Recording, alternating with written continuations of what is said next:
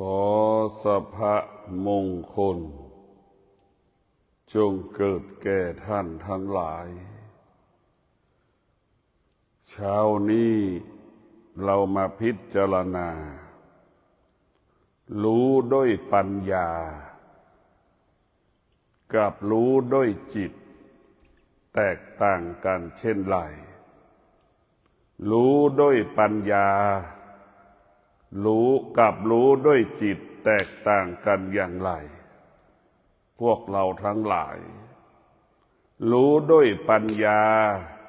รู้ตามความเป็นจริงที่พระพุทธเจ้าคงค้นพบพวกเราทั้งหลายรู้ด้วยปัญญารู้ที่กายกับจิตรู้ด้วยจิตรู้เรื่องนอกกายนอกจิตพวกเราทั้งหลายรู้ด้วยจิตรู้สิ่งที่นอกกายรู้สิ่งที่นอกจิตหรือรู้เรื่องอื่นๆนอกกายนอกจิตเราพิจารณาดูว่าวันหนึ่งเราไม่เคยคิดถึงร่างกายของเรานั่นคือจิตวันหนึ่งเราคิดถึงสิ่งอื่นๆที่อยู่นอกกายนอกจิตนั่นคือจิตจะเป็นเช่นนั้นเรียกว่าพฤติกรรมของจิตลักษณะของจิตจะไปเห็นแต่สิ่งอื่นๆรู้แต่เรื่องอื่นๆที่นอกกายนอกจิตเป็นใหญ่ส่วนรู้ด้วยปัญญาจะรู้เรื่องกายรู้เรื่องจิตเอากายกับจิตมาเป็นครูมาเป็นอาจารย์เอากายกับจิตมาเป็นตำราเอากายกับจิตเป็นพระไตรปิฎก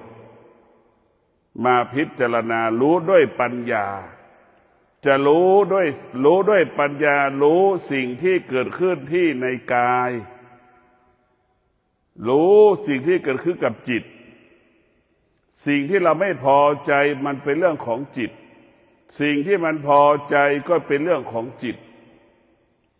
เนี่ยพวกเราทั้งหลายนี่รู้ด้วยปัญญารู้ด้วยปัญญาเนี่ยมันจะอยู่ที่กายกับจิตเป็นหลักรู้ด้วยปัญญาจิตจะไม่ส่งออกนอกจิตจะไม่ส่งออกนอกเหมือนคนนอนอยู่ในบ้านเหมือนคนอยู่ในบ้าน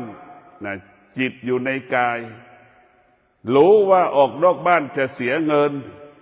รู้ว่าออกนอกบ้านจะต้องใช้เงินเนี่ยรู้ด้วยปัญญาเนี่ยมันจะไม่ออกนอกบ้านรู้ด้วยปัญญาจะอยู่ที่กายอยู่ที่จิตอยู่กับกายอยู่กับจิตเหมือนคนอยู่ในบ้านรู้ออกบ้านต้องใช้เงินอันนี้คือรู้ด้วยปัญญารู้ความจริงคนที่ออกนอกบ้านกับคนที่อยู่ในบ้านย่อมแตกต่างกันคนที่รู้ด้วยปัญญากับคนรู้ด้วยจิตก็แตกต่างกันคนที่รู้ด้วยปัญญาเปรียบเสมือนคนที่อยู่ในบ้านโอกาสที่เราจะใช้เงินก็น้อยกว่าคนที่อยู่นอกบ้านคนที่ออกนอกบ้านเนี่ยใช้เงินมากกว่าคนที่อยู่ในบ้านต้องซื้อทุกอย่างตั้งแต่น้ำดื่มแล้วตาสัมผัสกับวัตถุสิ่งของต่างๆก็เกิดความอยากได้ง่ายรู้ด้วยปัญญาเนี่ยพวกเราทั้งหลายมันจะลดมันจะละและมันจะเลิกสิ่งที่รู้ด้วยปัญญาก็จะอยู่เหนือสิ่งที่เรารู้ด้วยปัญญามันก็ละสิ่งที่เรารู้พอรู้ว่าสิ่งที่เรารู้มันไม่เที่ยงรู้ด้วยปัญญารู้ว่าสิ่งที่เรารู้มันไม่เที่ยงรู้สิ่งที่เรารู้มันไม่เที่ยงจิตส่วนจิตพวกเราทั้งหลายรู้ด้วยจิตยึดติดสิ่งที่รู้หลงสิ่งที่รู้วกไปวกมากับสิ่งที่เรารู้เรื่องเดิมๆซ้ำ วกไปวนมาไม่มีวันจบสิ้นรู้ด้วยจิตรู้ด้วยจิตจิตนั้นมันแปรสภาพไปตลอดเวลาจิตนั้นแปรสภาพจิตนั้นไม่มั่นคงจิตมันอ่อนแอจิตมันหวั่นไหวจิตของเราก็ดูสภาพเด็กทารกแรกเกิดจิตเราดูสภาพเด็กเกิดมาได้1 ปี1 ขวบ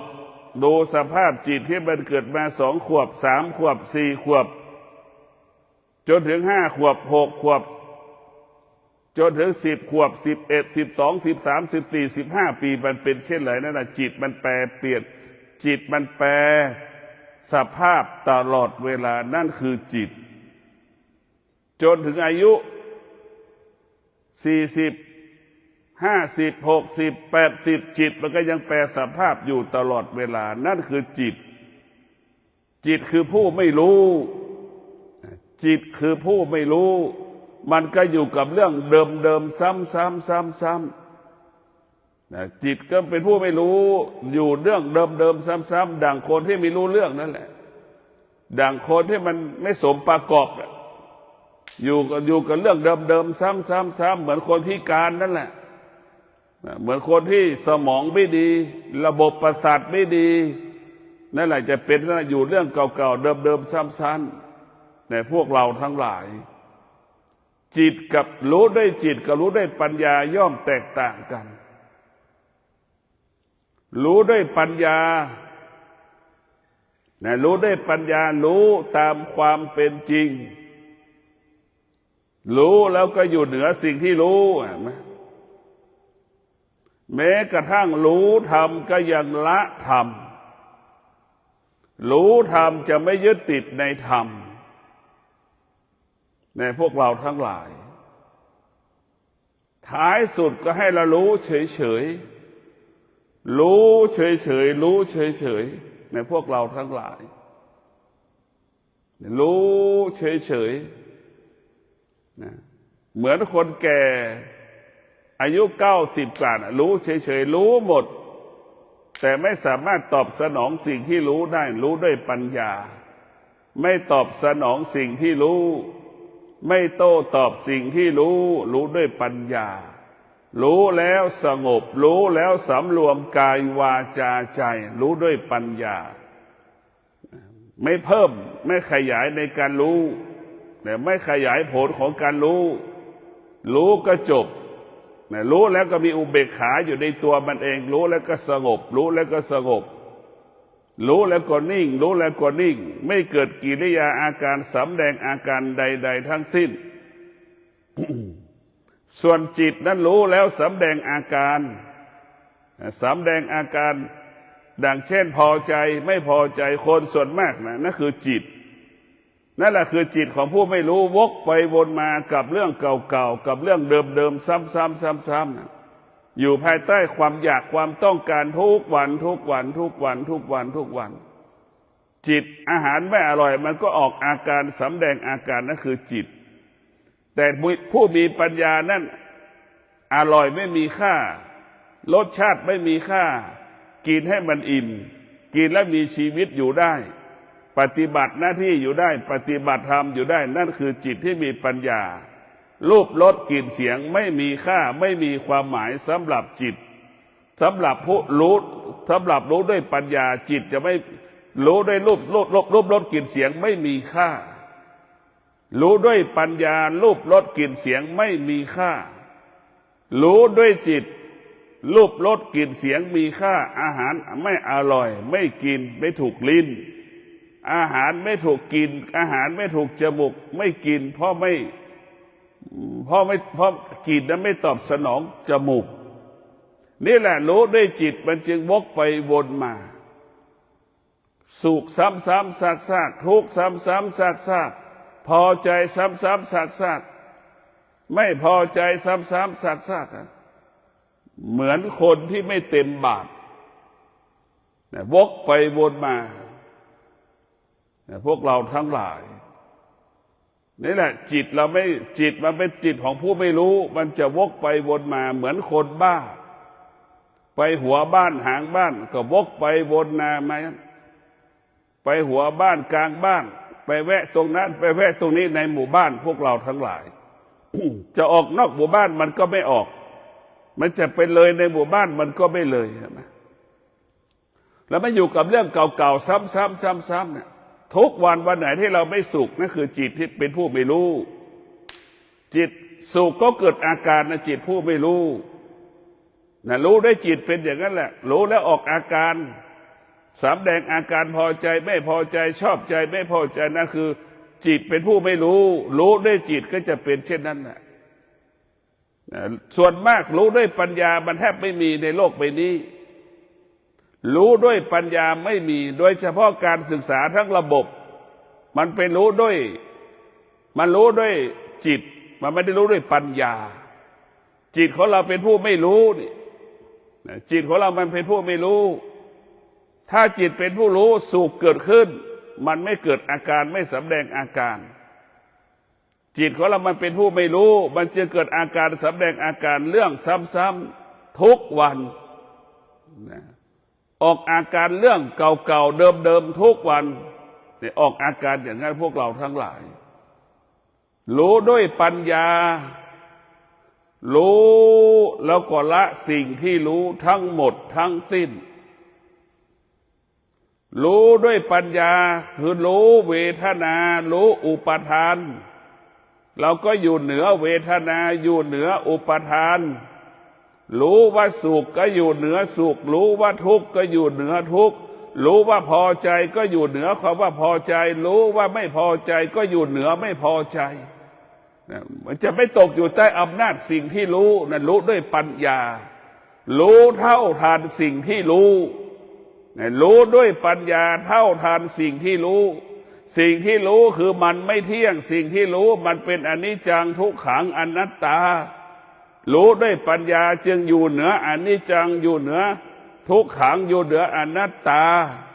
รู้ด้วยปัญญาอยู่เหนืออนิจจังทุกขังอนัตตารู้ด้วยจิตอยู่ภายใต้อำนาจอนิจจังทุกขังอนัตตาเห็นไหมรู้ด้วยจิต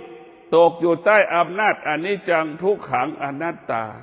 ตกอยู่ใต้อำนาจเวทนาและอุปาทานนั้นจิตของผู้ไม่รู้รู้แล้วก็เป็นหลงในสิ่งที่รู้รู้แล้วก็ไปยึดติดสิ่งที่รู้รู้แล้วก็อยู่ภายใต้อำนาจสิ่งที่เรารู้ดังพ่อและแม่อยู่ใต้อำนาจของลูกนั่นแหละจิตของพ่อแม่เป็นผู้ไม่รู้พ่อแม่จึงหาความสุขไม่ได้จากการมีลูกพวกแม่การที่พ่อแม่มีลูกพ่อแม่คิดว่ามีความสุขพอมีลูกแล้วความสุขไม่ได้เกิดขึ้นกับแม่เพราะพ่อแม่ไปยึดติดในลูกเพราะพ่อแม่ไปกังวลในลูกพอลูกไม่ตอบสนองพ่อแม่นี่แหละนี่คือจิตมันจึงเป็นผู้ไม่รู้พวกเราทั้งหลายรู้ด้วยปัญญาเนี่ยรู้ด้วยปัญญารู้ด้วยปัญญารู้ว่าพ่อแม่สามีภรรยาลูกนั่นเป็นของไม่เที่ยงเป็นสิ่งที่ไม่เที่ยงไม่สามารถอยู่ร่วมกันได้ไม่สามารถตอบสนองกันได้นี่คือรู้ด้วยปัญญารู้ความจริงตามความเป็นจริงที่มันเป็นจริงไอ้จิตของเรานั้นรู้ความจริงที่ไม่เป็นจริงอยู่กับความเป็นจริงก็ไม่ได้นะเช่นจิตเรารู้จิตของเราเนี่ยอยู่กับความสุขอยู่รู้เรื่องสุขทุกวันรู้เรื่องทุกวันแต่มันก็ไม่เข้าใจสุขเกิดก็ออกอาการสำแดงอาการทุกข์เกิดก็ออกอาการสำแดงอาการชอบใจไม่ชอบใจออกอาการสำแดงอาการนี่แหละคือจิตมันเป็นผู้ไม่รู้พวกเราทั้งหลายมันแตกต่างแล้วว่ารู้ด้วยจิตกับรู้ด้วยปัญญามันแตกต่างรู้ด้วยจิตจะเกิดคำว่าวุ่นวายตลอดเวลารู้ด้วยจิตไม่มีคำว่าสงบมีแต่สนุกมีแต่สนุกมีแต่ความทุกข์รู้ด้วยจิตมีสองอย่างสนุกกับทุกข์สุขกับทุกข์สนุกสุขทุกข์รู้ด้วยจิตอยู่ใต้อำนาจสามสิ่งนี้ส่วนรู้ด้วยปัญญาคือสงบรู้สงบเรียกว่ากายวาจาใจสงบรู้ด้วยปัญญากายวาจาใจสงบ กายวาใจนิ่งรู้แล้วไม่เกิดอาการรู้แล้วไม่แสดงอาการนั่นแหละรู้ด้วยปัญญาส่วนรู้ด้วยจิตพวกเราทั้งหลายรู้แล้วเกิดความทุกข์ทั้งสิ้นรู้แล้วเกิดความสุขไม่มีในโลกรู้แล้วเกิดความทุกข์รู้แล้วเกิดความทุกข์ความทุกข์จึงเป็นเหตุให้เกิดความสุขจิตที่มีรู้ด้วยปัญญามันรู้ว่าความทุกข์เป็นเหตุให้เกิดความสุข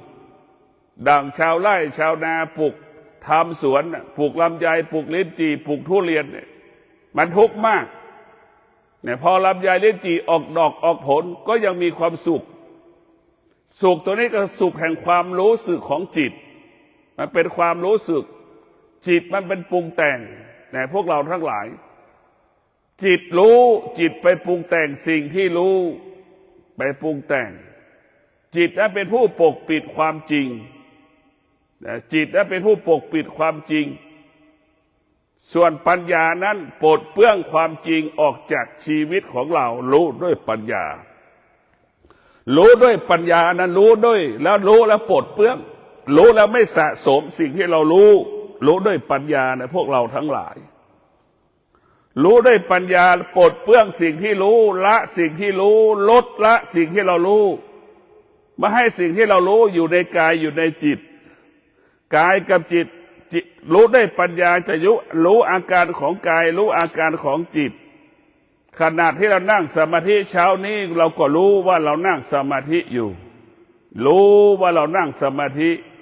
แล้วก็รู้อาการของกายที่มันเจ็บปวดขณะที่เรานั่งสมาธิว่าร่างกายของเรามันเกิดความเจ็บปวดส่วนใดส่วนหนึ่งนี่เรามีสติรู้แล้วก็รู้ได้ปัญญามันก็จะอยู่เหนือที่เรารู้ได้ปัญญารู้ว่าร่างกายเรามันไม่เที่ยงแม้คำว่าเจ็บปวดมันก็ไม่เที่ยงเข้าใจแบบนั้นรู้ได้ปัญญาก็รู้ตามความเป็นจริงไม่มีใครเกิดมาแล้วไม่แก่ไม่เจ็บไม่ตายไม่มีในโลกเพราะฉะนั้นผู้มีปัญญาจะรู้ว่าเกิดมาเพื่อแก่เกิดมาเพื่อแก่เกิดมาเพื่อเจ็บเกิดมาเพื่อตายระหว่างที่มันจะแก่จะเจ็บจะตายนั่นแหละ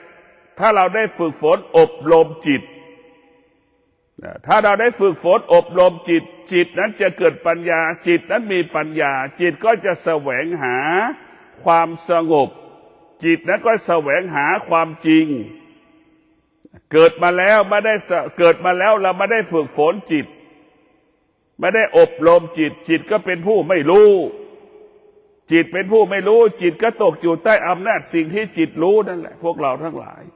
ไม่มีโอกาสได้ทำความดีสร้างความดีมอบความดีให้กับตนเองดังคนจำนวนมากชีวิตทั้งชีวิตเข้าวัดไม่กี่ครั้งไม่เคยทำบุญไม่เคยสร้างความดีพวกเราทั้งหลายมีจำนวนมากเพราะจิตตัวนี้มันมีอคติจิตส่วนมากมันมีอคติส่วนปัญญานั้นไม่มีอคติสี่ปราศจากอคติสี่เพราะปัญญาอยู่กับความเป็นจริงส่วนจิตนั้นมีอคติสี่มีคำว่าลำเอียงเพราะรักลำเอียงเพราะหลงลำเอียงเพราะชอบนะลำเอียงไปหมดลำเอียงเพราะกลัวสารพัดเพราะนั้นจิตมันจึงเป็นผู้ที่มีความไม่ซื่อสัตย์จิตนั้นเป็นผู้ไม่ซื่อสัตย์ต่อตนเองและบุคคลอื่นส่วนปัญญานั้นซื่อสัตย์ต่อตนเองและบุคคลอื่นไม่โกหกตนเองไม่โกหกกับบุคคลอื่นรู้อยู่ตลอดเวลาแต่พวกเราทั้งหลายจิตผู้รู้ด้วยปากไม่ได้รู้ด้วยจิตจิตของผู้ไม่รู้ด้วยปากความดีแล้วก็พูดแต่ความดีความไม่ดีก็พูดแต่ปากว่าความไม่ดีจิตของเรามันยังไม่รู้ว่าความดีคืออะไรความไม่ดีคืออะไรมันยังไม่รู้พวกเราทั้งหลายเหมือนเราทำความไม่ดีและกลัวความผิดเห็นไหมไอ้ปากมันก็แก้ตัวได้เห็นไหมปากมันแก้ตัวได้ไอ้จิตมันรู้เลยว่าทำผิดเห็นไหมเวลาทำผิดจิตมันรู้เลยจิตมันทำผิดมันก็รู้ว่ามันทำผิด แต่ไอ้ส่วนปากมันก็ปฏิเสธได้ว่าไม่ผิดไม่ใช่ความจริงไม่เป็นความจริงเห็นไหมแต่ไอ้จิตมันก็รู้ว่าความจริงตั้งแต่เรารู้ตั้งแต่เริ่มต้นแล้วดังพ่อแม่ครูบาอาจารย์บอกว่าทำดีกลางคืนกลางวันเราก็รู้คนจะเห็นไม่เห็นเราก็รู้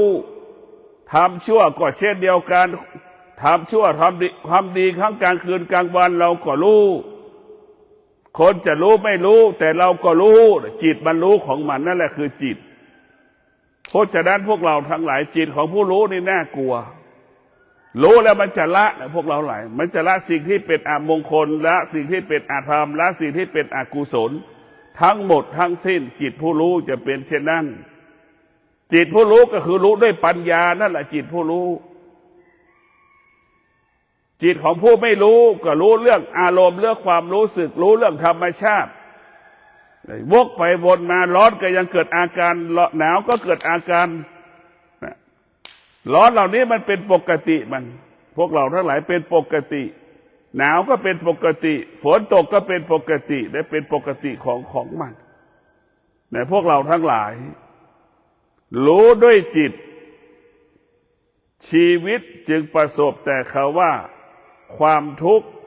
ประสบแต่คำว่าความสุขสุขก็ดีทุกข์ก็ดีพวกเราทั้งหลายกลายเป็นกาวดักหนูสุขก็เหมือนกาวทุกข์ก็เหมือนกาวจิตที่มันติดสุขจิตที่มันติดทุกข์ก็เหมือนหนูติดกาวมันทุกข์ทรมานนั่นแหละคนที่อยู่ติดในความทุกข์ติดในความสุขมันทุกข์ทรมานลำบากเหมือนหนูตีกาวเพราะสุขมันเปลี่ยนแปลงทุกข์มันก็เปลี่ยนแปลงพวกเราทั้งหลายจิตของผู้ไม่รู้สุขเกิดขึ้นก็รักษาไม่ได้ทุกข์เกิดขึ้นก็แก้ไม่ได้นั่นคือจิตของผู้ไม่รู้รู้ด้วยปัญญาเนี่ยพวกเราทั้งหลายรู้ด้วยปัญญาจิตของผู้รู้รู้ด้วยปัญญาคือจิตของผู้รู้รู้แล้วก็ไม่ติดสิ่งที่เรารู้เลยแต่พวกเราทั้งหลายไม่ติด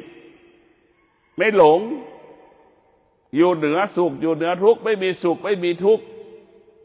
รู้ว่าสุขเป็นอนิจจังทุกข์ว่าเป็นอนิจจังรู้แบบนั้นพวกเราทั้งหลายผู้ที่ฝึกฝนจิตนั้นจะเป็นจิตของผู้รู้รู้ด้วยปัญญารู้ด้วยปัญญานั้นจะรู้เรื่องความจริงความจริงก็คือสิ่งที่เราต้องการความจริงก็คือธรรมะของพระพุทธเจ้ารู้ว่าธรรมะเป็นความจริงที่อยู่เหนือความธรรมะเป็นความจริงที่อยู่เหนือธรรมชาติอยู่เหนือชีวิต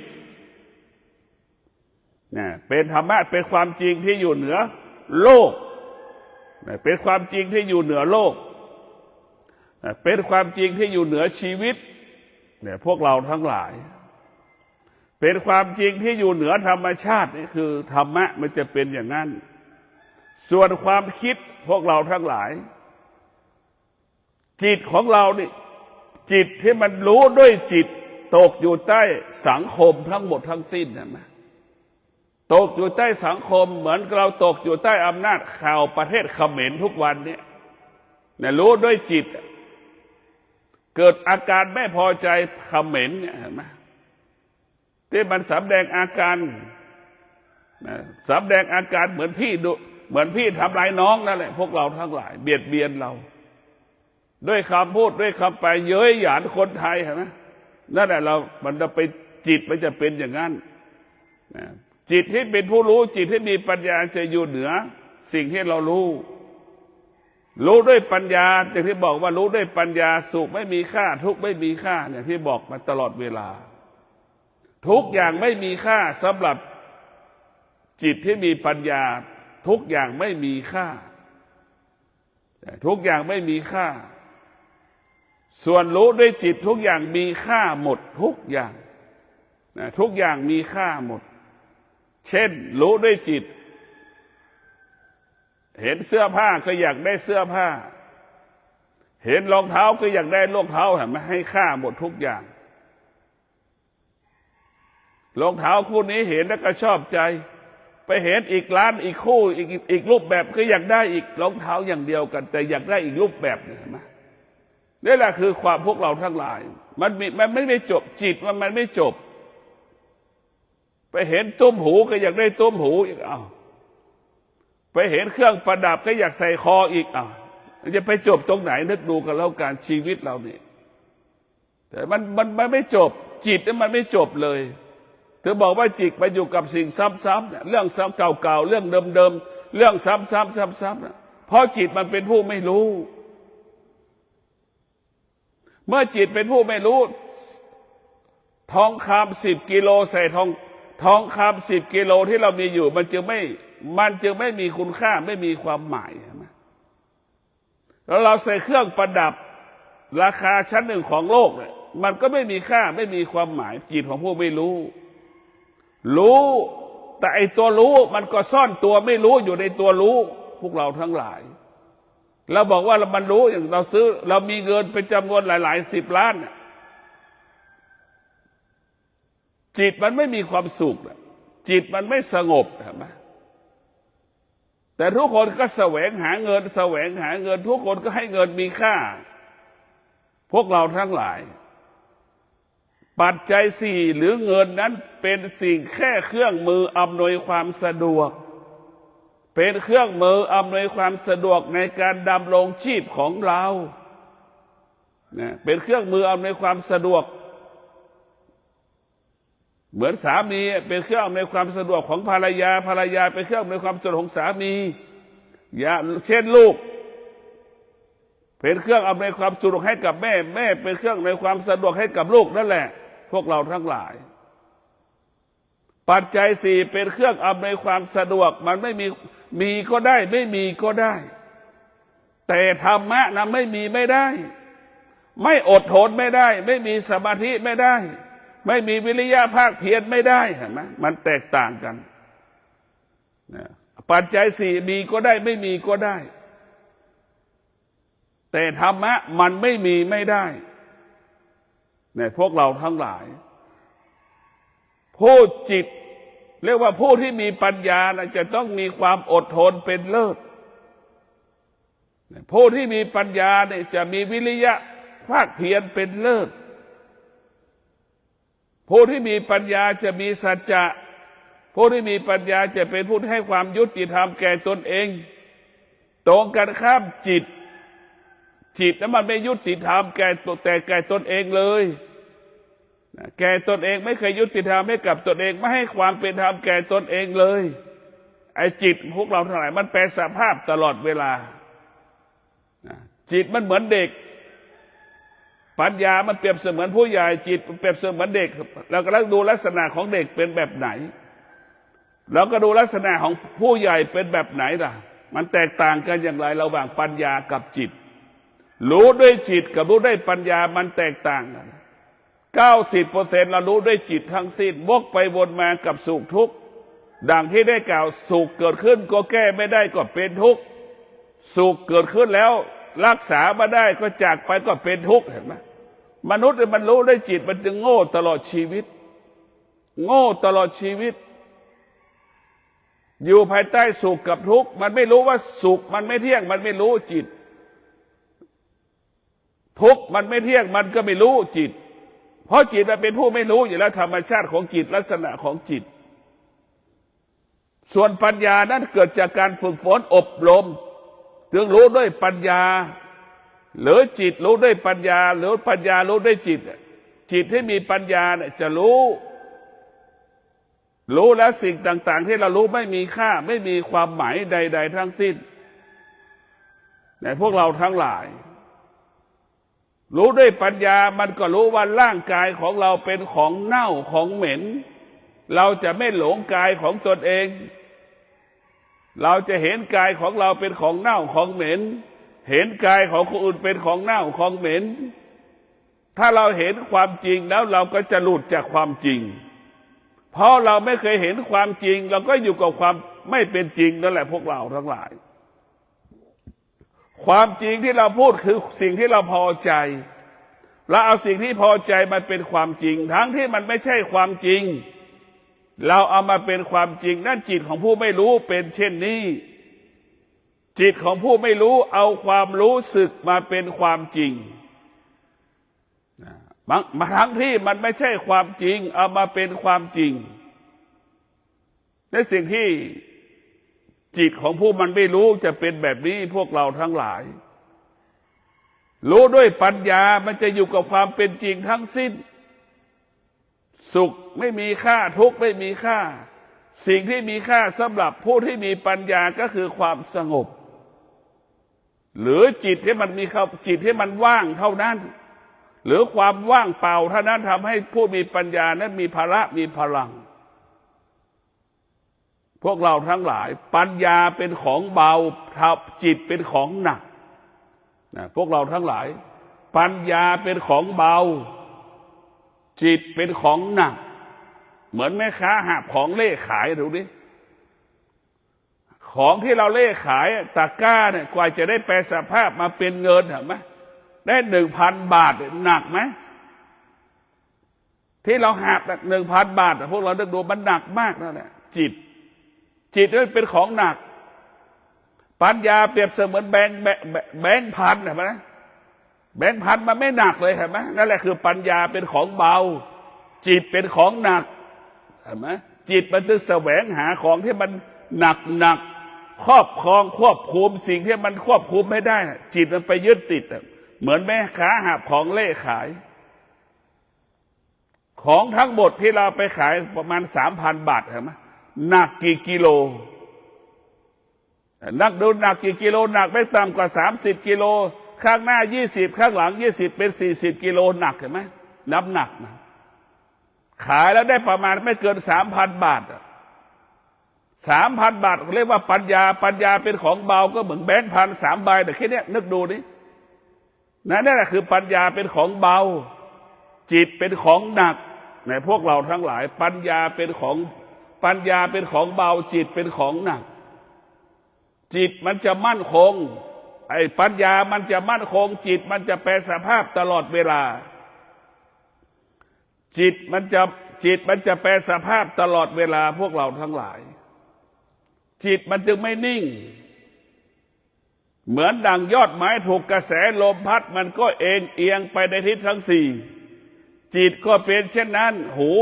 ได้ยินเสียงมันจิตมันก็สะเทือนตาเห็นรูปจิตมันก็สะเทือนเนี่ยพวกเราให้บั่นไหวไปหมดเลยจมูกสัมผัสกับกลิ่นก็สะเทือนหวั่นไหวไปหมดลิ้นสัมผัสกับรสชาติอาหารน้ำดื่มผลไม้ต่างๆก็สะเทือนหวั่นไหวไปหมดกายถูกของแข็งของร้อนของอ่อนทิ่มกายก็สะเทือนหวั่นไหวไปหมดจิตเรารู้สึกสารพัดความรู้สึกก็สะเทือนหวั่นไหวไปหมดนั่นแหละพวกเราทั้งหลายจิตมันเป็นผู้สะเทือนหวั่นไหวเพราะมันผู้ไม่รู้ส่วนรู้ด้วยปัญญาตาเห็นรูปก็มั่นคงรู้ด้วยปัญญาหูได้ยินเสียงรู้ด้วยปัญญามันก็มั่นคงรู้ด้วยปัญญาจมูกสัมผัสกับกลิ่นมันก็มั่นคงไม่สะเทือนไม่หวั่นไหวรู้ด้วยปัญญารสรู้ด้วยปัญญาชิมลิ้นรู้รสชาติต่างๆก็มั่นคงรู้ด้วยปัญญากายสัมผัสของแข็งของอ่อนของนุ่มก็เรียกว่ามั่นคงรู้ด้วยปัญญาสารพัดรู้จิตที่มันรู้ก็มั่นคงไม่คอยตามจิตเรียกว่าปัญญาจะอยู่เหนือตาหูจมูกลิ้นกายใจปัญญาจะไม่ตกอยู่ใต้อำนาจตาหูจมูกลิ้นกายใจปัญญาจะไม่ตกอยู่ใต้อำนาจรูปรสกลิ่นเสียงนะไม่ตกอยู่ใต้อำนาจรูปรสกลิ่นเสียงความรู้สึกว่าปัญญาจะเป็นเช่นนั้นพวกเราทั้งหลายไอ้ส่วนจิตนะพวกเราทั้งหลายตกอยู่ใต้อำนาจของตาเห็นรูปก็อยากได้หูได้ยินเสียงก็หลงในเสียงเหมือนแก๊งคอเซ็นเตอร์เหมือน18 มงกุฎมันหลอกเรานั่นแหละก็ไปหลงอีกตาก็ยังไม่เห็นหูได้ยินเสียงเท่านั้นคิดเองเองพวกเราทั้งหลายหลงในกลิ่นหลงในรสหลงในกายหลงในความรู้สึกคิดเองเองหลงไม่มีวันจบสิ้นพวกเราทั้งหลายเรียกว่ามันหลง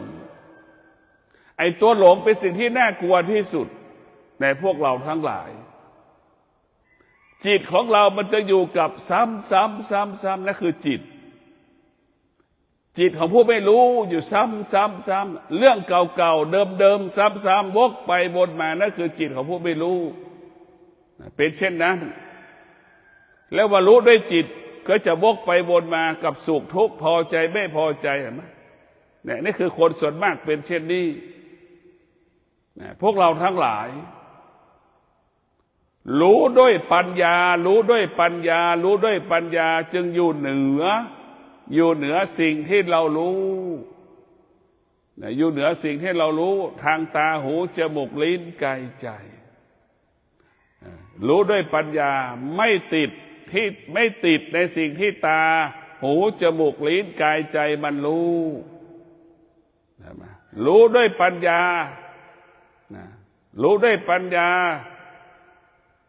ที่อาศัยตาหูจมูกลิ้นกายใจมันก็จะละทั้งหมด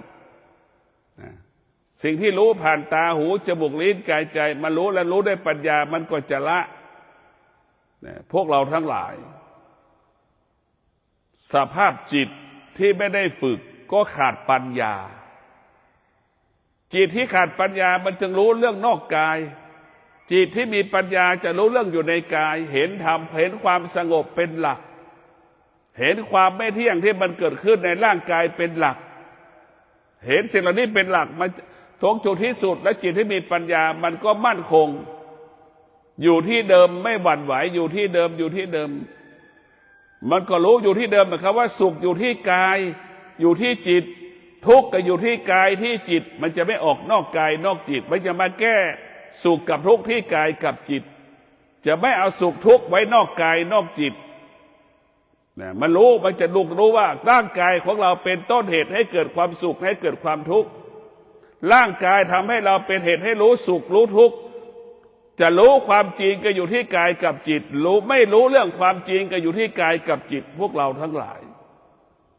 ก็ขอให้พวกเราทั้งหลายมีสติรู้มีสติรู้มีสติรู้ด้วยปัญญากายวาจาใจสงบรู้ด้วยปัญญากายวาจาใจนิ่งรู้ด้วยจิตวกไปวนมาอยู่กับความรู้ที่เรารู้ด้วยจิตวกไปวนมาตกอยู่ใต้อำนาจความสุขความทุกข์วกไปวนมาอยู่กับความพอใจไม่พอใจรู้ด้วยจิตเป็นผู้ไม่รู้จึงวกไปวนมาเหมือนคนบ้าอยู่ท้ายซอยวกไปวนมาอยู่หัวซอยท้ายซอยเหมือนคนบ้าไปหัวบ้านหางบ้านนั่นแหละรู้ด้วยจิตเป็นผู้ไม่รู้จะเป็นเช่นนั้นก็ขอความสุขสวัสดีจนเกิดแก่ท่านทั้งหลายขอให้ท่านทั้งหลายมีสติรู้ด้วยความรู้ด้วยปัญญา